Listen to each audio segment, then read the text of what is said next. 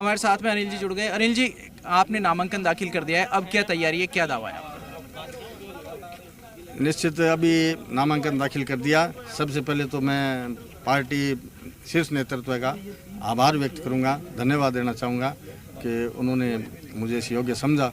इस तरह से बीजेपी में नाराजगी दिखी, जाट समाज नाराज दिखा, क्या जाट समाज के लोगों से आपकी बात हुई है? क्या आप उनको साथ लेकर के आ सकेंगे?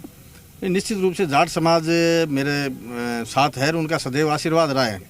अब कुछ लोग चर्चा करते हैं जाट समाज नाराज है, शीर्ष पार्टियों ने टिकट नहीं दी, तो ये स्थिति बीजेपी में तो है। 5-6 दावेदार थे और आपने मीडिया में आप सबको पता है, लेकिन क्या आपने देखा है कांग्रेस में किसी ने टिकट मांगी है? कांग्रेस में तो किसी ने टिकट आवेदन ही नहीं किया। इसलिए ये बात बेमानी है कि जाट समाज कांग्रेस है। कांग्रेस का हमेशा कांग्रेस पे, पंडित जी पे, क्योंकि पंडित जी लगातार 7 बार से रहे हैं, तो उनका भी स्नेह आशीर्वाद उन पे रहा है, मेरे पे भी रहेगा निश्चित रूप से। आरएलपी के प्रत्याशी भी नामांकन दाखिल। ये जूस और आइसक्रीम शॉप चलाते हैं और हर महीने 3 लाख तक कमाते हैं। आपको शुरू करना है, इनसे सीखना है तो फ्रीडम ऐप को अभी डाउनलोड कीजिए। दाखिल कर रहे लालचंद मूंड को उतारा है, तो क्या कॉम्बिनेशन रहेगा? क्या आपको कहीं चुनाव में परेशानी हो सकती है इनकी? नहीं, मैं कोई परेशानी नहीं मानता। अलग अलग पार्टियों की नीतियाँ, अलग सिद्धांत होते हैं, वो अपने बात करेंगे। आपकी पार्टी में भी जिलाध्यक्ष सालासर बालाजी के महंत हैं, बीजेपी में भी महंत को जिलाध्यक्ष बना रखा है। बालाजी का आशीर्वाद किसको मिलेगा? निश्चित रूप से मेरे पर तो बालाजी का आशीर्वाद है ही है, इसमें कोई दो राय नहीं है। ये है अनिल शर्मा, जो कह रहे थे कि अभी जब राजीव गांधी मैदान पर सभा होगी तो अंतर क्या रहेगा, कितना रहेगा, ये सबके सामने आ जाएगा, और वो लंबी लकीर खींचने की कोशिश करने की बात भी कह रहे हैं।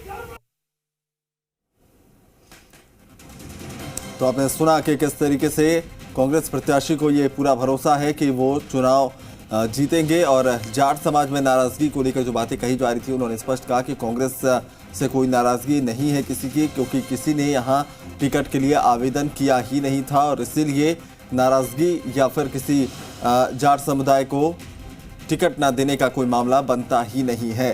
तो ये दिलचस्प होता जा रहा है मुकाबला सरदार शहर का, और जैसे जैसे चुनाव नज़दीक आ रहा है वैसे वैसे जो है अब बयानबाजियां भी तेज हो रही है, एक दूसरे पर वार पलटवार भी अब बढ़ने लगे।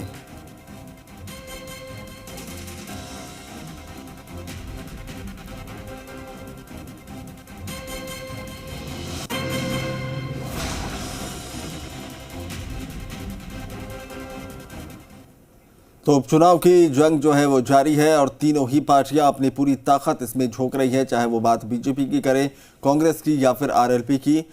तमाम जो शीर्ष नेता है राजस्थान के तीनों ही पार्टियों के, वो खुद इसमें अपनी ताकत, अपनी मौजूदगी, अपनी उपस्थिति दर्ज करा रहे हैं।